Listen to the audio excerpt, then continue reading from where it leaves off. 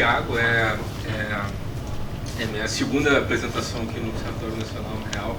Na primeira apresentação eu abordei mais especificamente um trabalho que eu estava desenvolvendo junto com o Daniel, alguns dados que a gente estava trabalhando juntos na época. E nessa apresentação eu decidi trazer uma coisa assim, mais abrangente, mais o que a gente faz lá na UFA, no nosso laboratório, na nossa linha de pesquisa, qual é o nosso principal foco de estudo e no que a gente está interessado. O que a gente está interessado hoje em dia. Bom, eu venho do programa de Geoquímica lá da Universidade Federal Fluminense. A gente lá dentro tem um laboratório que a gente chama de LUP, que é o Laboratório de Oceanografia e Paleoceanografia Operacional.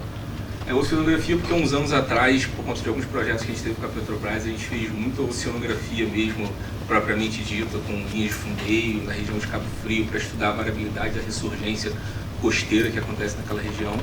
Mas hoje em dia a oceanografia desceu um pouco de importância e a paleoceanografia, a reconstrução climática através de sedimentos oceânicos, ela foi ganhando mais expressão no nosso laboratório, mas apesar do nosso nome ser esse aqui ainda. O Departamento de Geoquímica, ele, hoje em dia, ele tem 3 linhas de pesquisa, e essa aqui é a terceira delas, que é o paleoambiente, paleoclima e as mudanças climáticas. E a gente utiliza, dentro disso, a gente utiliza principalmente os microfósseis, que ajudam a gente a reconstruir a variabilidade mais ampla em escala temporal do sistema climático. Então, a micropaleontologia, que é onde estão inseridos os microfósseis, ele é um braço da paleontologia, então quando você vai entender subdivisões da paleontologia, você vai ver a micropaleontologia lá, mas ela tem algumas distinções principais em relação à paleontologia. Algumas dessas distinções são bastante óbvias, como a escala de tamanho que a gente trabalha. Então, a micropaleontologia em geral ela se aplica a restos de organismos contendo de alguns micrômetros até centímetros, e isso vai controlar qual tipo de instrumento óptico você precisa para trabalhar com esses microfósseis. Então, às vezes, você precisa de instrumentos bastante potentes, microscópios eletrônicos, microscópios invertidos, mas às vezes até uma lupa de mão já é o suficiente para você trabalhar com determinados grupos de organismos. Outra diferença importante também é a possibilidade de comunicação. Então, no mundo onde a gente precisa cada vez mais, às vezes, estar do lado de fora dos nossos laboratórios, comunicando a nossa ciência, falando sobre ciência para o grande público, para o público que está fora da universidade, a paleontologia ela traz talvez um dos ramos científicos que traz essa possibilidade de comunicação mais fácil com o grande público. Todo mundo, em algum momento, já foi minimamente interessado pela paleontologia e ela tem essa abordagem, essa facilidade de se comunicar com o grande público muito mais fácil do que a micropaleontologia. Micropaleontologia normalmente escuta falar quem vai trabalhar com ela. Normalmente ela não é grande conhecedora do público fora. Mas a principal distinção, a meu ver, entre esses dois ramos da paleontologia são as possibilidades de fazer análises geoquímicas nas estruturas preservadas dos microfósseis, e a partir dessas análises geoquímicas, tanto de composição química ou de composição isotópica, você consegue reconstruir o ambiente na qual aquela carapaça, aquele resto de micro-organismo ele se formou. E essa é a principal vantagem da micropaleontologia frente à paleontologia, porque na paleontologia com macrofósseis, você não pode, por exemplo, reconstruir a razão entre 2 elementos e falar que essa razão ela teve aquela determinada composição em virtude da temperatura, por exemplo, que aquele animal, um vegetal, ele viveu. E também na macropaleontologia, nos macrofósseis, os processos de fossilização, eles acabam alterando a composição original dos fósseis. Então, aquela composição original que o organismo tinha, ela é perdida quando esse fóssil vai para o ambiente de deposição. E nos microfósseis, normalmente apesar de eles sofrerem também com efeitos diagenéticos, de transformação da estrutura, você consegue preservar com mais assertividade a composição original. Então você consegue analisar os traços geoquímicos presentes nesses restos de organismos e associar esses traços geoquímicos à variabilidade do ambiente no qual esse organismo foi formado. Então, aqui, a possibilidade de análise geoquímicas, a meu ver, é a principal distinção entre esses dois braços da paleontologia, e é mais ou menos aqui, nesse mundo aqui, que a nossa palestra hoje vai falar um pouco. Então, por que então acessar arquivos paleoclimáticos? Qual a importância da gente ir atrás de entender a variabilidade climática através de registros geológicos? Os registros geológicos eles permitem uma compreensão ampla do sistema climático, né? Então, o sistema climático ele tem vários compartimentos, né? O sistema terrestre tem vários compartimentos que regulam o clima. Alguns desses compartimentos, por exemplo, a atmosfera, eles têm respostas bem rápidas, né? Eles operam em escalas de tempo bastante rápidas, né? De dias, de semanas, de meses.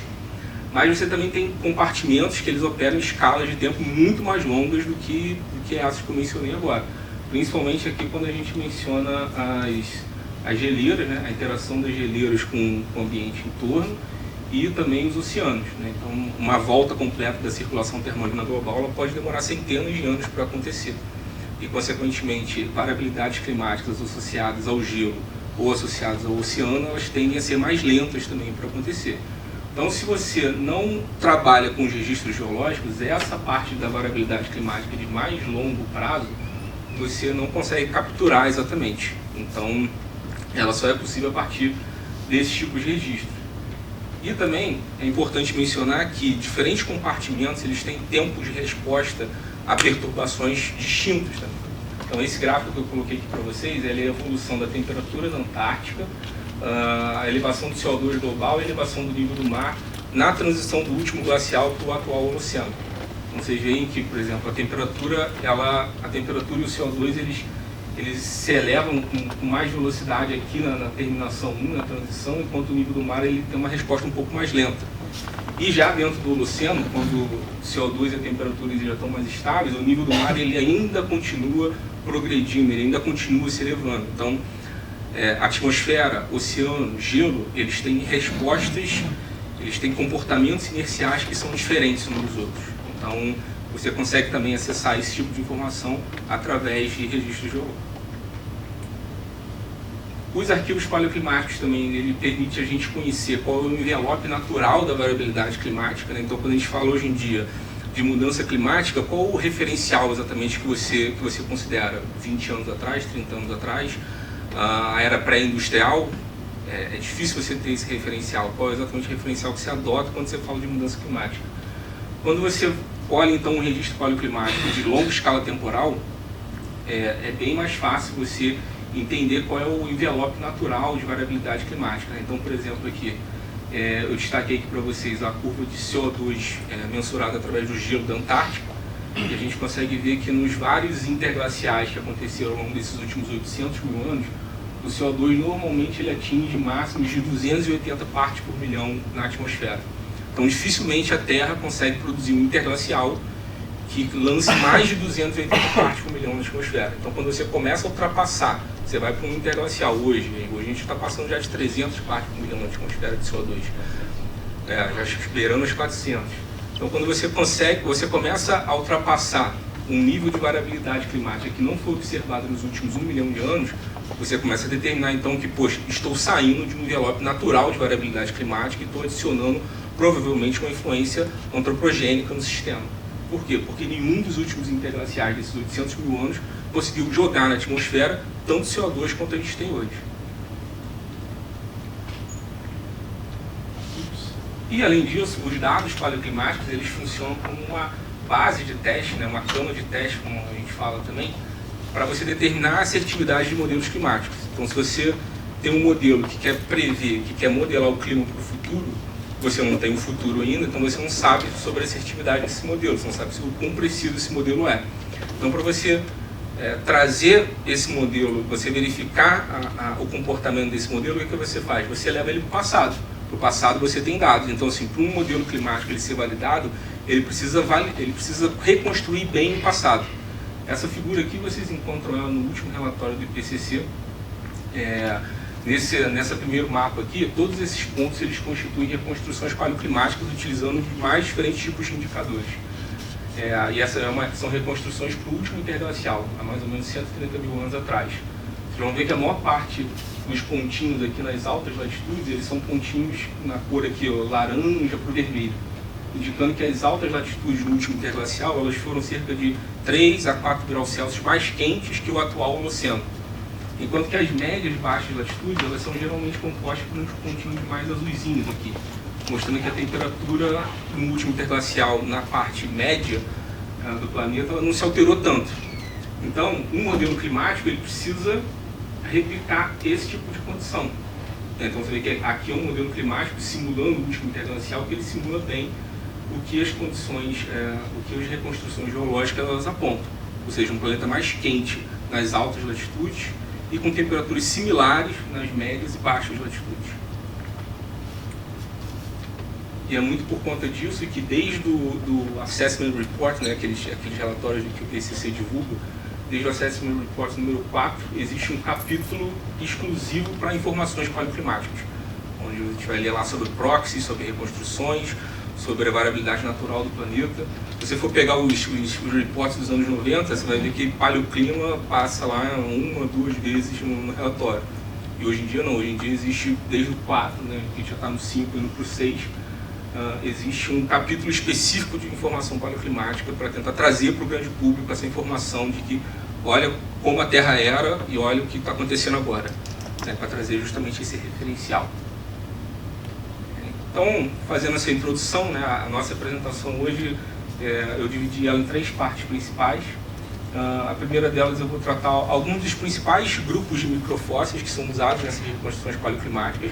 Vou falar para vocês algumas generalidades sobre eles, para a gente então entrar numa parte mais específica sobre os foraminíferos. Aí eu vou falar da biologia, do processo de calcificação e dos principais proxies, 3 proxies no caso, que são muito empregados no caso dos foraminíferos.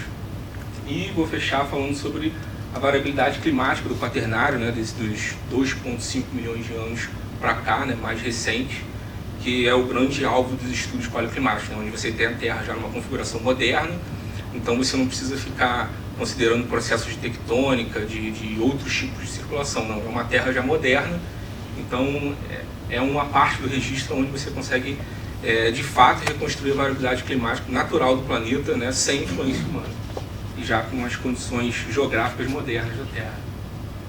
Então, entrando nessa parte dos principais fósseis, microfósseis no caso, eu vou abordar 4 deles aqui. Existem outros, mas para a gente não ficar aqui se alongando muito, eu reparti aqui os 4 principais, vamos dizer assim, tirando os foraminíferos, é claro. O primeiro deles são os diatomáceas. As diatomáceas, a maior parte desses microfósseis são protistas, né? Então as diatomáceas são protistas unicelulares pertencentes à classe das algas, né? Então aquela ali são imagens de diatomáceas quando você normalmente encara elas no microscópio, né?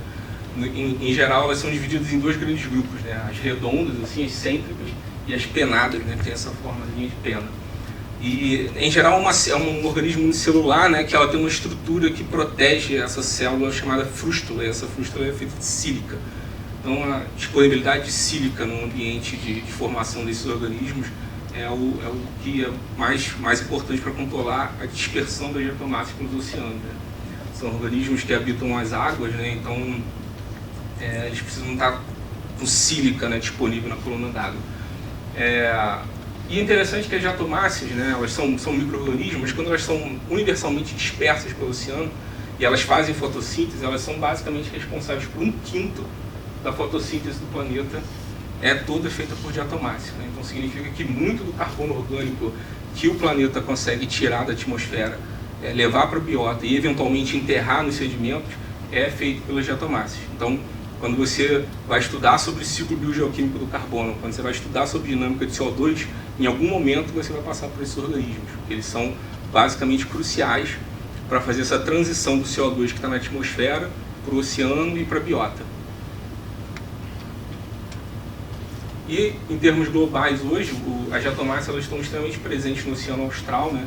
É a região hoje nos oceanos que é a principal fixadora de carbono da atmosfera em direção ao oceano. E nessas regiões, a produtividade das diatomáceas ela é especialmente limitada por ferro, né? Então, se tem muita diatomácea em volta da Antártica, elas estão lá doidas para fazer fotossíntese, mas o que acontece? A Antártica ela é meio isolada dos outros continentes. Então você não tem um grande aporte de outros nutrientes inorgânicos que são importantes para fazer fotossíntese. E no caso da fotossíntese, o ferro é o nutriente, o micronutriente mais importante para a fotossíntese poder acontecer. Como as águas ao redor da Antártica elas são pobres em ferro, então essa produtividade primária das diatomáceas ela é um pouco limitada. É por isso, não sei se vocês já ouviram falar, existem esses grandes projetos de geoengenharia, né, que planejam tentar reduzir artificialmente a concentração de CO2 na atmosfera. Alguns desses projetos são baseados em você fertilizar essas regiões produtivas do planeta com ferro.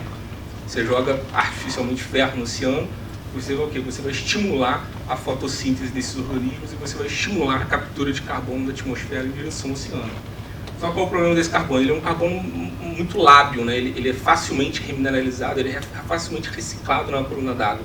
Então a chance desse carbono entrar e acabar saindo de volta para a atmosfera é grande, né? Diferente das florestas tropicais que capturam carbono e elas tendem a deixar aquele carbono aprisionado no corpo de uma árvore mais tempo do que nas diatomáceas. O próximo micro-organismo que é importante também na ciclagem do carbono são os cocolitos florídeos, eventualmente chamados de cocólitos. Eles têm essa cara aqui quando você olha no microscópio eletrônico. Esses realmente são microfósseis muito pequenos, você precisa de equipamentos ópticos bastante potentes para poder enxergar eles. E, em geral, eles são denominados como nanofósseis calcários. Muita gente na indústria do petróleo utiliza muito esses micro-organismos, porque eles são muito úteis para fazer esses modelos de bistratigrafia e construir modelos de idades em sedimentos. Né? Mas eles são protistas que eles secretam um exoesqueleto calcário, né? E por conta disso eles também conseguem transferir muito carbono da atmosfera na forma de carbonato de cálcio para o fundo do oceano. Né? Então, essa figura aqui ela dá uma sintetizada nisso. Né? Você tem dois processos capazes de remover carbono da atmosfera. Um é a fotossíntese, né, onde você transforma esse carbono em carbono orgânico e leva ele para o fundo, eventualmente. Esse carbono orgânico pode ser reciclado aqui no meio do caminho também. E um outro caminho é via calcificação, onde você forma carbonato biogênico e esse carbonato biogênico ele também vai para o fundo. Só que o problema da calcificação é que ela também produz CO2. Então, ela é uma via de capturar carbono da atmosfera, mas até a página 2, que ela acaba retornando um pouco desse CO2 de volta para a atmosfera. Mas, em geral, apesar dessa liberação acontecer, a formação de carbonato ela acaba sendo um sítio de ligação para essa matéria orgânica que afundar com mais efetividade. Então, você tem um carbono orgânico que está disponível na água, mas para esse carbono orgânico afundar com efetividade, ele precisa se agregar a partículas maiores. E o carbonato de cálcio, né, ele fornece um pouco esse sítio de ligação para esse carbono orgânico afundar. Então, são processos mais ou menos concorrentes, mas nem tanto. Um é relativamente importante para o outro também. E vale mencionar também que os cocolitos florídeos eles produzem uma molécula orgânica que a gente chama de alquenona. A alquenona é uma macromolécula de carbono, com vários átomos de carbono ligados na outra, que eles têm algumas insaturações. E a quantidade e a posição dessas insaturações é extremamente sensível à temperatura do mar. Então, essa molécula ela consegue se preservar nos sedimentos. Então, quando você recupera um testemunho, é possível então você extrair a assinatura de alquenonas nesse sedimento, você conseguir reconstruir a temperatura da superfície do mar, aonde esse cocólito estava vivendo. Um outro microfóssil também bastante utilizado são os dinoflagelados. Eles recebem esse nome porque eles têm dois flagelos, né, responsáveis pela locomoção deles. E aqui já são organismos que fazem fotossíntese ou não fazem fotossíntese, né? Eles não são fotossintetizantes necessariamente, e alguns ainda são parasitas de outros organismos, né? Eles vivem dentro de outros organismos aproveitando aí o metabolismo deles. Eles possuem uma estrutura em torno da célula deles que a gente chama de teca, né? Essa teca pode ter várias composições diferentes, tanto calcária quanto orgânica, mas a importância dos dinoflagelados na micropaleontologia é a produção do chamado cisto. Então, o dinoflagelado ele tem uma fase do ciclo reprodutivo dele, ou então quando as condições ambientais não estão favoráveis, o que ele insista, né, como se fosse um estágio de hibernação. E esse cisto ele tem essa substância chamada aqui de dinosporina, que protege esse cisto, a estrutura externa dele, e permite que ele afunde e fique preservado no sedimento. Só que essa dinosporina aqui ela é muito parecida também com a mesma substância que está em volta do grão de pólen. Não sei se vocês já ouviram falar, mas existem reconstruções paleoambientais através de grão de pólen. O pólen voa, é enterrado, soterrado, se preserva, alguém vai lá, recupera, consegue estabelecer a composição florística do ambiente através dos grãos de pólen. A galera que normalmente estuda os dinoflagelados também estuda os grãos de pólen, né? É o mesmo tipo de técnica por conta dessa similaridade da dinosporina com a esporulenina, que é a proteína que protege o grão de pólen. Esse negócio de placa é carapaça? É uma carapaça, pode ser assim. Sílico ou carbonato? Ela pode ser silicosa, ela pode ser carbonática, ela pode ser orgânica também. Ela tem uma diversidade de composições ampla dos dinoflagelados. Bem, você falou que ele faz ou não faz fotossíntese? Ele pode ser heterotrófico. Ele é um protista. Não é nenhum nem outro, entendeu? Ele é um protista, mas aí tem algumas espécies que são heterotróficas e tem algumas espécies que conseguem incorporar moléculas fotossintetizantes no citoplasma dela e fazer fotossíntese. E também os dinoflagelados, eles são conhecidos porque algumas espécies produzem toxinas. Então, aquelas famosas marés vermelhas que às vezes acontecem por aí, aquelas reproduções descontroladas de dinoflagelados, né, que deixam a água com algum tipo de toxina, normalmente as marés vermelhas estão associadas a algum tipo de dinoflagelado. E por último aqui, nesse apanhado geral de alguns principais tipos de microfósseis, temos os ostracodas. Aqui sim eu estou falando de um animal, não estou falando de um protista. Os ostracodas são animais, mas eles estão aí dentro desse grupo dos microfósseis. Né? Eles são crustáceos, né? Então eles são ali aparentados às lagostas, os camarões, né? Esse tipo de organismo. E eles podem ter uma carapaça que é carbonática ou então quitinosa, né? Que é formada por duas valvas. Então normalmente a gente tem um animal, né? Parece até um piolinho, né? Tem um animal dentro dessa carapaça, né? A gente vai ter uma válvula aqui embaixo e uma válvula aqui por cima fechando essa carapaça. Os ostracodas são encontrados em vários tipos de ambientes, mas no ambiente marinho estão principalmente associados às plataformas continentais. Eles não são organismos que gostam de ir muito para o oceano aberto. E o interessante é que o ostracoda ele apresenta um crescimento em estágios, né? E conforme ele vai crescendo, ele vai formando essas carapaças, aí a carapaça fica pequena para o tamanho do organismo, ele abandona a carapaça e faz outra, abandona a carapaça e faz outra. Normalmente ele faz 9 dessas trocas, né? Então, quando um ostracoda morre, é esperado que você encontre 18 válvulas, em tese, né, preservadas no sedimento para cada ostracoda que morre. Bom, dei esse apanhado geral de alguns grupos importantes de microfósseis e vou falar mais especificamente desse, que é o grupo que a gente trabalha de forma mais principal no nosso laboratório, mas globalmente também as reconstruções paleoclimáticas são baseadas em foraminíferos. Então, vou falar um pouquinho aqui sobre a biologia, a calcificação e os principais próteses associados aos foraminíferos. Então, voltei para o mundo dos protistas, né? De novo, os foraminíferos são protistas, eles são ameboides unicelulares, né? Não sei se vocês já viram as amebas, né? Que são aqueles micro-organismos que têm bastante plasticidade do citoplasma, né? Que ficam ali balançando assim, o citoplasma deles. Então, os foraminíferos são um parente das amebas. E eles formam essa carapaça, né, que pode ter 4 composições diferentes, né? Carbonática, aglutinante, né, pegando partículas no meio, silicosa ou orgânica. Mais de 98% da abundância dos foraminíferos está aqui, nas carapaças carbonáticas. O oceano aberto, né, então nas plataformas continentais você normalmente tem as espécies bentônicas que vivem no fundo, e no oceano aberto, né, na zona pelágica do oceano aberto, normalmente você tem um predomínio das espécies que são planctônicas, né, que vão viver na coluna d'água. Os foraminíferos eles têm uma estratégia trófica bastante variada, né? Eles se alimentam de indivíduos do zooplâncton, do fitoplâncton. Eles podem capturar a própria matéria orgânica que está em suspensão. Já os bentônicos, por exemplo, que vivem lá nos fundos, eles dependem dos fitos e detritos que vão fluir da coluna d'água para chegar no fundo. Então, depende um pouco desse transporte de carbono orgânico em direção ao sedimento. E algumas espécies elas fazem simbiose com algas fotossintetizantes, né? Então, o foraminífero ele captura a alga, incorpora no citoplasma dele, só que ele não digere essa alga. Ele inteligentemente deixa essa alga viva lá dentro, ela fica fazendo fotossíntese dentro do foraminífero e, consequentemente, ela compartilha com o foraminífero os produtos dessa fotossíntese. Então, é muito comum esse tipo de estratégia, né, principalmente em ambientes mais oligotróficos, do foraminífero fazer.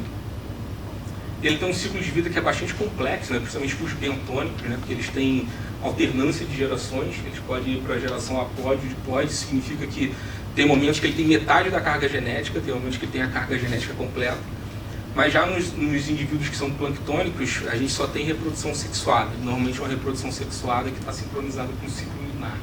Então aqui eu coloquei para vocês alguns exemplos de espécies de foraminíferos, né, normalmente esses aqui que são mais globulosos, né, mais gordinhos, mais em forma de bolinha, eles são os planctônicos, né, que vivem na coluna d'água, né, boiando na coluna d'água. E já esses mais achatados aqui já são os indivíduos bentônicos que tendem a viver associados ao sedimento. É uma foto aqui de microscopia eletrônica, né? Então, os foraníferos, a principal característica desse grupo é fazer essas projeções de citoplasma para fora. Então, eles têm esse nome complicado aqui, né? Grânulo retículo pseudópodes. Os pseudópodes nada mais são do que projeções do citoplasma em direção ao ambiente externo, né? E o foranífero ele projeta e remodela isso o tempo todo, né? De maneira muito rápida, ele é muito eficiente fazendo isso.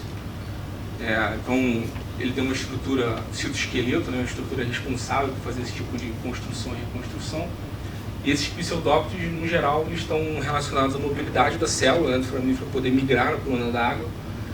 Eles estão relacionados à alimentação, né, de capturar partículas no meio. Eles também constroem a testa, né, essa carapaça de carbonato de cálcio. Servem como proteção, servem para a reprodução e também para a respiração do organismo. Então ele pode projetar isso, mas ao mesmo tempo ele também pode recolher esses pseudópodes. E são estruturas que elas são granulares, né? Elas têm esse aspecto granular, porque quando você olha no microscópio, ela está cheia de mitocôndria. Isso aqui consome muita energia, né, para o bicho fazer.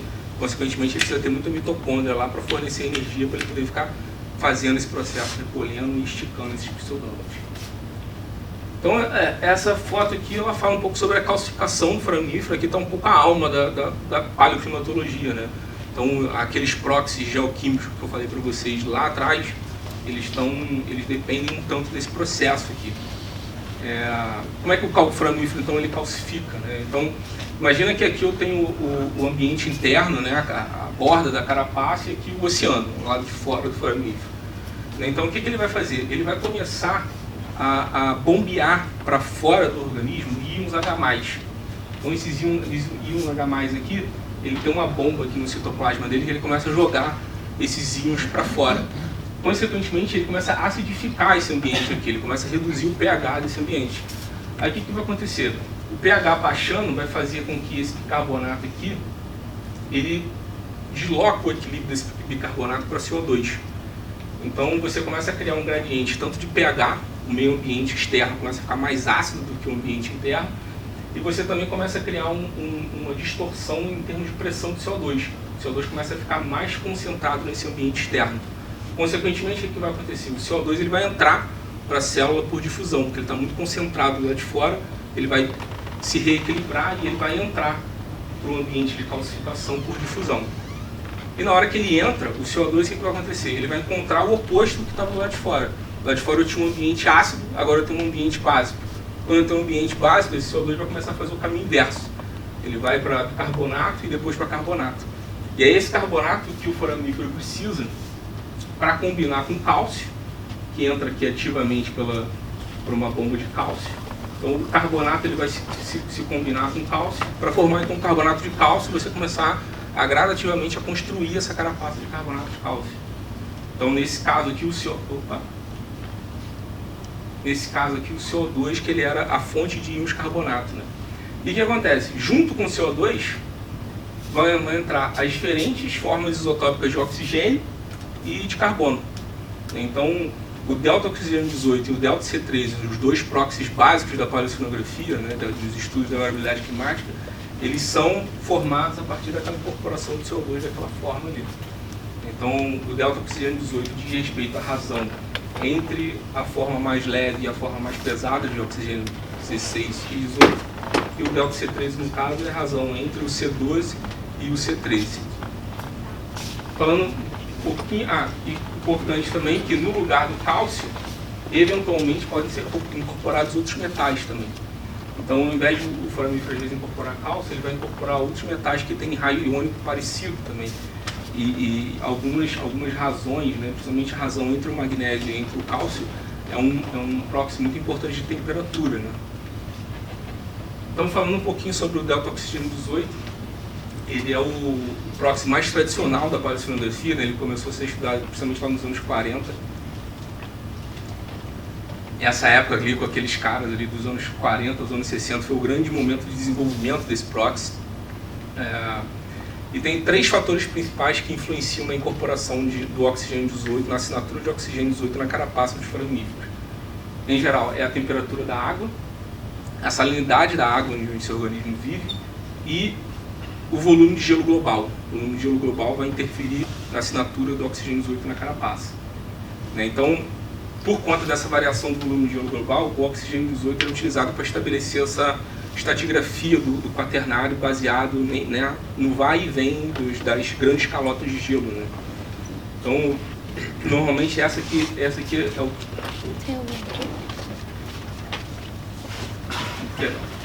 Esse aqui é o tipo de equação, né, que relaciona o oxigênio 18 com o volume de gelo e a temperatura. Né, por exemplo, quando o Emiliani começou a estudar o oxigênio 18 em foramífero, né, ele começou a ver essas variabilidades que o oxigênio 18 tinha entre períodos glaciais e interglaciais.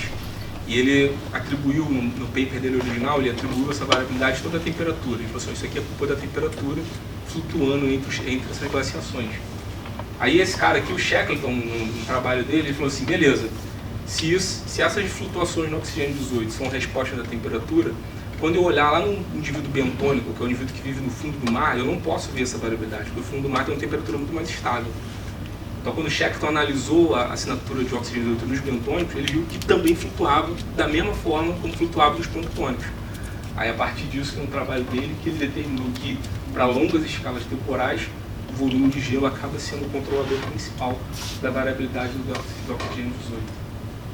O ΔC13, ele já é um proxy um pouco mais complicado, ele não tem uma interpretação tão direta quanto tem o oxigênio 18. Por quê? Vários fatores podem controlar a assinatura do ΔC13 nos oceanos. Eu elenquei alguns deles ali para vocês. Principalmente para os organismos que vivem na superfície, né? Esses fatores contam muito, então ele tem uma interpretação um pouco mais complicada.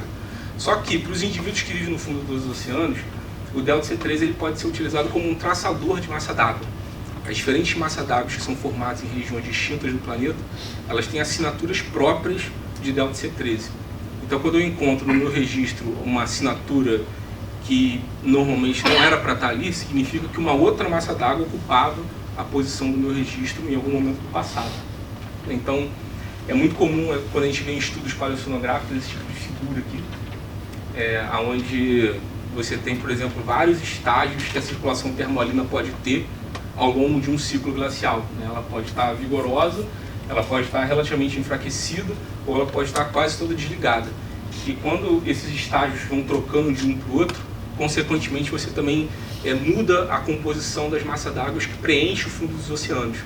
E quando você faz isso, você também muda a assinatura isotópica de carbono que essas massas d'água recebem. Então, normalmente você cria esse tipo de mapinha aqui, assim, onde você, em alguns momentos, você tem um preenchimento com um determinado tipo de assinatura isotópica, e você transita para um estado climático diferente, você vai ter um preenchimento com uma assinatura isotópica de ΔC13 totalmente distinto. E quanto ao magnésio e cálcio, que eu falei para vocês, né? Então o foramífero vai formar essa carapaça de carbonato de cálcio, só que eventualmente ele erra na captura do cálcio, ele vai incorporar no lugar do cálcio magnésio. Então, ao invés de formar carbonato de cálcio, ele vai formar carbonato de magnésio. Só que acontece, essa incorporação do magnésio ela é uma reação endotérmica. Né? Então, quanto maior for a temperatura, quanto mais elevada for a temperatura, mais magnésio esse foramífero vai incorporar do oceano.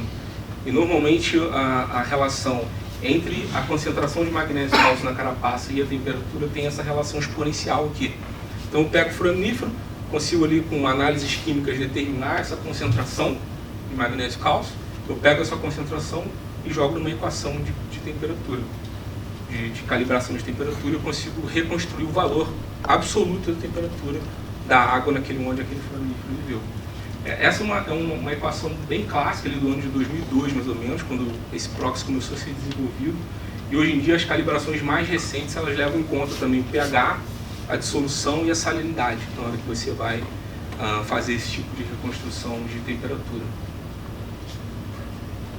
Então, entrando aqui na última parte agora, quando a gente fala sobre a variabilidade climática do quaternário. Né? Então, beleza, eu peguei esses microfósseis, esses proxies, e agora eu posso utilizar eles para estudar como o clima do quaternário se comportou ao longo do tempo. Então, essa foto aqui é meio que um resumo dos vários tipos de registros geológicos que você pode utilizar para estudar a variabilidade climática no geral, principalmente a do quaternário. Né? Então, eu tenho ali os registros de gelo, os testemunhos sedimentares, espeleotemas, testemunhos lacustres, eventualmente testemunhos furados em recifes corais, né? Recifes corais fornecem também às vezes registros paleoclimáticos e modelos climáticos.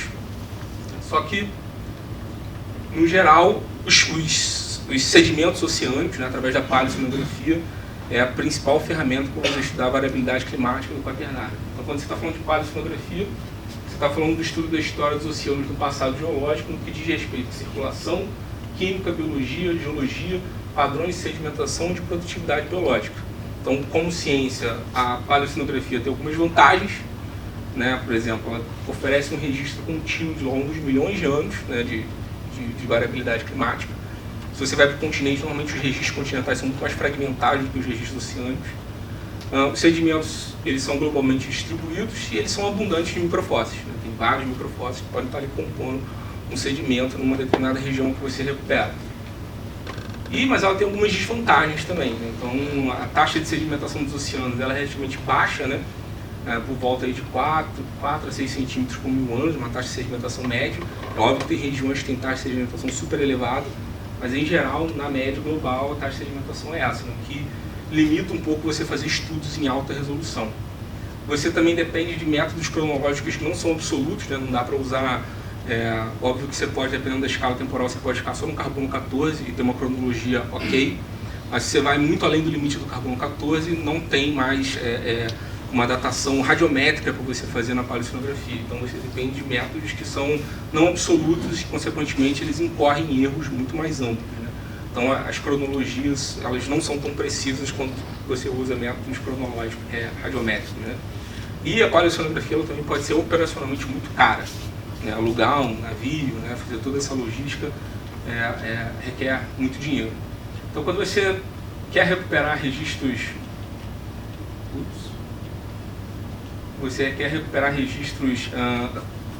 sedimentares, você basicamente pode usar esses 3 tipos de ferramenta. Os gravity cores, né, são os mais básicos, aí, um tubo que penetra o sedimento por gravidade. Você vai recuperar entre 6 e 12 metros de coluna sedimentar. Os piston cores já são sistemas um pouco mais avançados, né? Você tem mecanismos de liberação, mecanismos de fechamento na ponta dele também, e por conta disso você consegue fazer uma recuperação maior, aí, em torno de 20 metros. E você também tem os ocean drillings, né? As grandes perfurações. Aí o limite é a imaginação. Você realmente consegue recuperar centenas de metros, de até quilômetros de coluna sedimentar, que você vai, né, gradualmente cravando vários piston cores em sequência, penetrando no sedimento. Hoje, basicamente, no nosso laboratório, a gente trabalha com uma amostra de piston cores doados pela Petrobras para a gente, e também de drillings, né, de perfurações, por conta de participações minhas e de outros colegas em expedições de ODP, que é o principal programa hoje em dia que faz perfuração oceânica para estudar a variabilidade climática no mundo. Então, quando a gente olha assim, imagina que eu estou olhando o Quaternário do alto, assim, a grande figura do Quaternário, da variabilidade climática do Quaternário de cima, assim, sem dar zoom nenhum.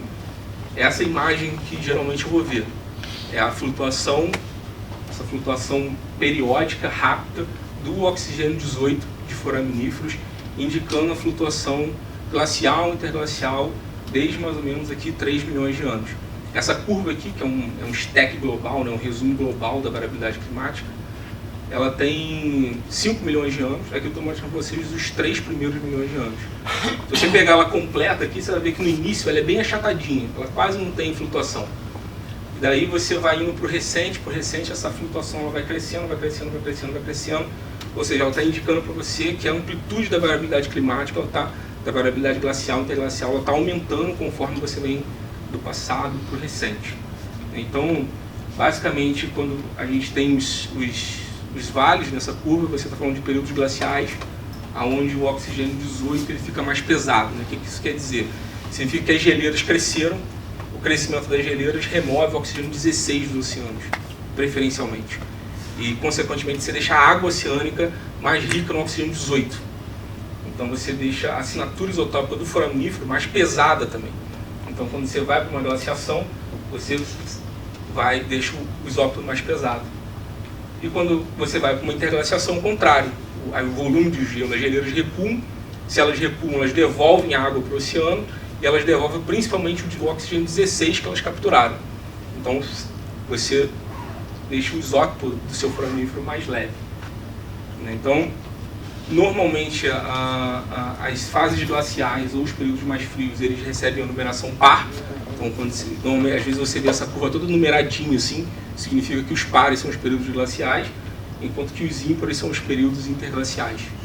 Analisando essa curvatura aí, a tendência está esfriando, né? Isso. O planeta está esfriando. O planeta, no longo prazo, o planeta está esfriando. As eras glaciais, elas estão se tornando mais longas no tempo. Essa é a observação que se faz principal dessa curva. O planeta no todo ele tem a tendência a estar esfriando. Parece meio contraditório, né? Mas, Então, aqui mais ou menos em 2,7 milhões de anos, você tem o início das glaciações, você tem o início da glaciação do hemisfério norte, né? Nessa época que a Antártica já estava glaciada, você tem o início das glaciações do hemisfério norte. Com esse início, você tem um esfriamento das águas profundas que são formadas nessas regiões. Então, você tem gelo se formando ali, a água que se forma ali, consequentemente, ela se torna mais fria e ela afunda também mais fria para os oceanos. E você vai ter a formação das primeiras calotas lá no Atlântico Norte. E isso se dá ali mais ou menos pelo estágio isotópico marinho 103. Então, nessa primeira fase aqui do Quaternário, a gente tem o que a gente chama de mundo 41 mil anos, né, que é um mundo regido pelo ciclo da obliquidade. Então, você tem eras do gelo que normalmente duram cerca de 40 mil, 20 mil anos, algumas são regidas pela precessão, mas em geral elas duram em torno de 40 mil anos, essas primeiras eras do gelo. E daí você começa a mover essa variabilidade numa transição que a gente chama de transição do médio pleistoceno, no qual a gente transita para um mundo que a gente chama de mundo de 100 mil anos, na qual as eras glaciais elas passam a durar mais tempo, elas passam a durar 100 mil anos de idade. E hoje em dia, a MPT, que é essa transição que eu falei para vocês, é um dos assuntos mais quentes da paleoclimatologia. Falar de MPT e publicar em Nature Geoscience, Nature Communication, é um assunto quente, porque tem muita gente querendo entender o que aconteceu aqui para as eras do gelo começarem a durar mais tempo. Existe uma porção de hipóteses solta hoje na literatura, mas ninguém nunca conseguiu responder de fato essa pergunta até hoje. Então, quando a gente fala sobre glaciação, né, normalmente a gente tem uma configuração orbital específica que dispara uma glaciação. E qual configuração orbital é essa? Eu trouxe aqui um exemplo da última era do gelo, que começou mais ou menos 116 mil anos atrás. E normalmente a configuração orbital que a gente precisa é essa aqui, uma obliquidade baixa, mínima, né? Porque a obliquidade mínima, né, um planeta mais retinho, ele vai diminuir o gradiente sazonal de temperatura. Então, a diferença entre verão e inverno vai ficar menor. Você diminui o gradiente entre estações. Você também precisa de uma precessão máxima. Isso significa dizer que o verão do hemisfério norte vai acontecer no afélio da Terra, no afélio da órbita, na parte mais distante da órbita da Terra. E você também precisa de uma excentricidade máxima. Isso quer dizer para você que a órbita da Terra está na forma mais elíptica dela, e, consequentemente, a distância Terra-Sol aumenta. Então, quando você tem essa configuração orbital aqui, você tem as condições favoráveis para você dar o gatilho para uma glaciação. Então, você vê aqui, aqui é o último interglacial, então é o oposto do que eu falei aqui. Consequentemente, em 65 graus norte, você tem uma insolação de verão alta. E quando você muda para essas condições que eu falei aqui, você vai ter uma insolação de verão baixa no hemisfério norte. Qual é a consequência disso? O verão ele não é tão quente assim. Então, o gelo que se formou no inverno, o verão não tem potência para derreter esse gelo. Então, a sucessão de verão, inverno, verão, inverno, verão, inverno começa a criar um superávit nesse gelo que vai se acumulando. Só que a questão disso, só isso não é suficiente para você sustentar uma era do gelo por 100 mil anos. Você precisa de outras partes da Terra atuando para você poder prolongar essa era do gelo por 100 mil anos. E quando você vai aí na literatura e tal, você vai ver vários estudos investigando várias partes do planeta para falar para você assim, foi esse pedaço do planeta, foi esse tipo de mecanismo, foi esse tipo de condição que permitiu que a era do gelo se perpetuasse por 100 mil anos. Existem vários lugares para você olhar isso. E eu trouxe para vocês um desses lugares principais que a gente considera como crucial para poder sustentar ou não uma era do gelo, que é essa região aqui no sul do continente africano,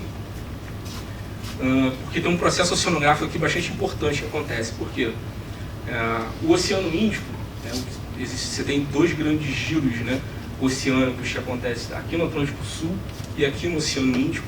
Só que o que acontece? No Oceano Índico, parte da água quente que está se recirculando aqui, ela vaza em direção ao Atlântico Sul. Ela literalmente vaza. Num processo que a gente chama de agulhas leakage, né, o vazamento das agulhas. Então a corrente das agulhas está singrando aqui ao longo da costa africana, e por conta de instabilidades que ela sofre na hora que o continente, a linha de costa aqui desaparece, ela começa a formar uns meandros. E esses meandros, esses anéis, eles invadem o Atlântico Sul. E o que acontece? Esses meandros, eles estão cheios de água quente e salina. Então é conhecido que essa água quente e salina que sai do Oceano Índico e invade o Atlântico Sul, ela é responsável por manter a estabilidade da formação de água profunda do Atlântico Norte, que vai acontecer lá no Atlântico Norte. Então o que acontece? Se você desliga esse processo aqui, você joga para o Atlântico Sul muito menos quantidade de sal e de calor. E como é que você desliga esse processo? Você desliga esse processo trazendo para norte a frente subantártica. Essa frente aqui que separa o ambiente subtropical do subantártico, ela pode migrar norte-sul, muito por conta do que acontece aqui na Antártica. Se a Antártica começa a ficar muito fria, a tendência é que essa frente ela se expanda em direção ao norte. Só que quando ela faz isso, aqui nessa parte do continente africano, ela literalmente estrangula a passagem do vazamento das agulhas. Então é muito conhecido na literatura que quando esse processo aconteceu, o vazamento das agulhas ficou muito fraco, consequentemente você joga menos sal no Atlântico Sul e consequentemente é mais fácil você levar a circulação termalina para um momento muito mais fraco dela, muito mais enfraquecido dela. E aí você sim cria as condições para você começar a capturar CO2 da atmosfera e consequentemente para você manter uma era do gelo um longo tempo funcionando. E ao mesmo tempo que esse sistema aqui pode ser responsável por manter a era do gelo funcionando, ele também pode ser responsável por trazer as condições interglaciais de volta, quando a frente subtropical aqui ela avança e a frente subpolar ela recua. Na hora que isso acontece, a água do Oceano Índico ela volta a fluir em direção ao Atlântico Norte. E recentemente, né, a gente lá no nosso laboratório a gente publicou esse trabalho que ele está aceito para publicação num periódico importante na nossa área, Paleoceanography, né, trocou de nome recentemente para Paleoceanography and Paleoclimatology, onde a gente pegou todas essas hipóteses soltas na literatura e a gente tentou adicionar um conhecimento novo a elas. Por quê? Porque quando você fala sobre vazamento das agulhas, né, e o transporte desses anéis em direção ao Atlântico Norte, você necessariamente tem que falar sobre a dinâmica das correntes na costa do Brasil. Por quê? Porque a transferência de águas do Atlântico Sul para o Atlântico Norte, ela se dá basicamente toda por aqui. Você não transfere massa aqui pela região, pelo meio da região equatorial. Você precisa de uma corrente para fazer isso. Então, muitos desses estudos que eu mostrei para vocês naquele slide anterior, eles investigam muito isso aqui, mas eles não olham praticamente nada disso aqui.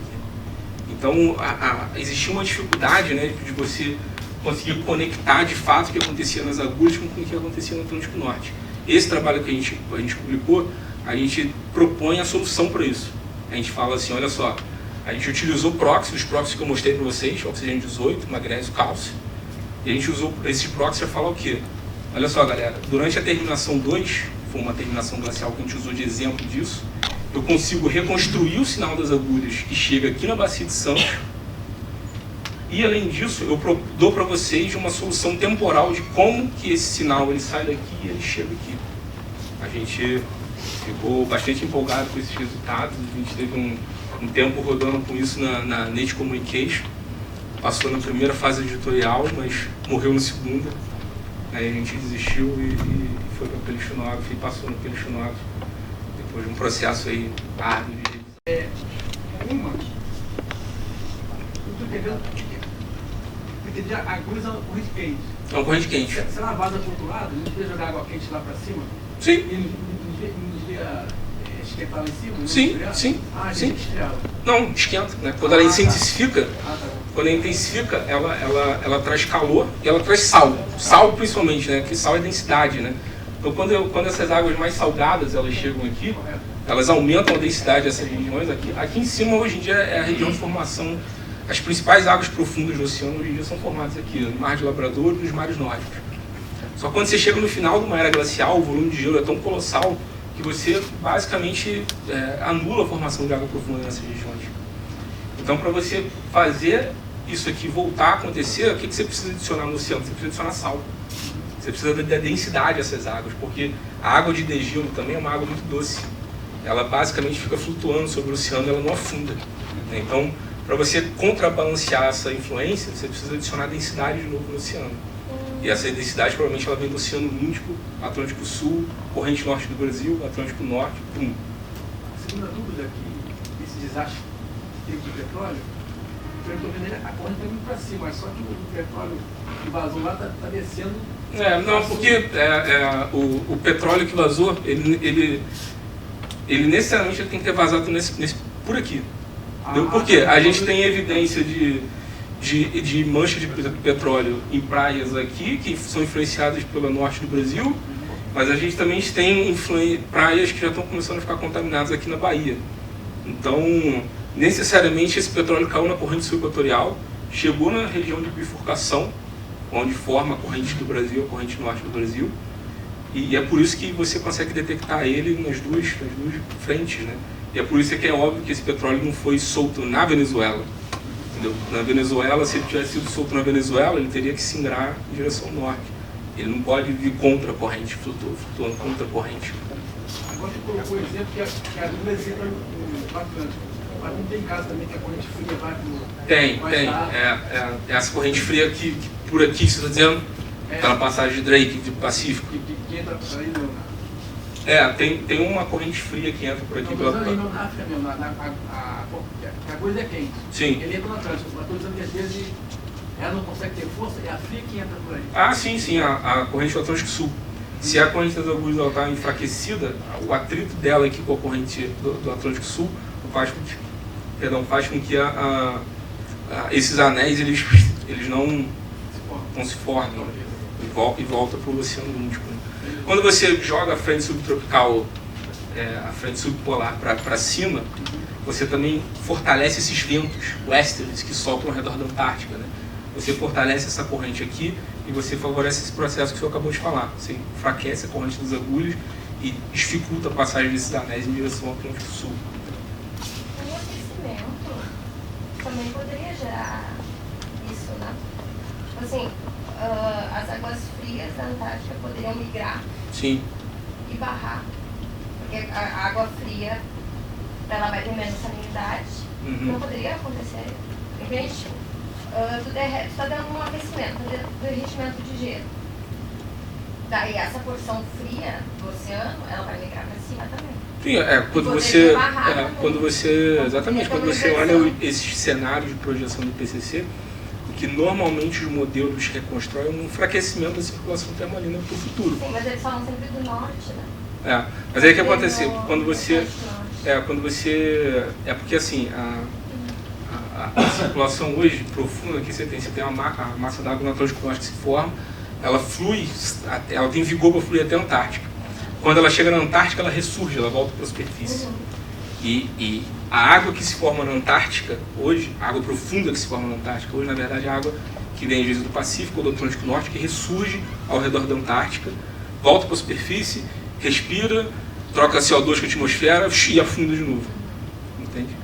Então, o processo que acontece em volta da Antártica, ele acaba sendo dependente do que acontece no Atlântico Norte. Entende? Mas é isso, se você vê modelos de projeção futura do clima, então, o gelo da Antártica, que seria sempre o gelo do Atlântico Norte, que vai nas transições glaciais e interglaciais, normalmente o que se aponta, mas tem trabalho que questiona isso também, e aponta o papel da Antártica nisso. Mas em geral, quando você vai ver, principalmente a partir da teoria de Milankovitch, né, que é aquela dos orbitais, o controle, o passo, né, o pacing, né, que o pessoal chama, é a insolação em 65 graus norte. Mas isso também vai trazer consequências porque acontece em volta da Antártica. Entendeu? Porque na hora que você esfria muito aquela região, você começa a formar uma água profunda do Atlântico Norte que é mais fria também. E daí ela flui, desce e chega mais fria na Antártica também. Isso ajuda a esfriar a própria Antártica. E estou acabando. Como conclusões, então, que eu mostrei para vocês, eu falei que a associação entre micropaleontologia e geoquímica é uma ferramenta central, né, para a gente entender o clima, né, nas mais diferentes escalas temporais que o clima tem. A distribuição ampla de alguns micro-organismos, né, que depois de morrerem e serem soterrados vão virar microfósseis, torna os elementos importantes para a regulação do clima e também de ciclos biogeoquímicos, né? Lembra que eu falei das diatomáceas e a regulação que elas fazem no ciclo biogeoquímico do carbono. E a variabilidade climática do quaternário, ela fornece indicativos da variabilidade natural do sistema climático, que é acessada por vários microfósseis, mas principalmente pelos foraminíferos. Então, levem os foraminíferos no coração de vocês hoje.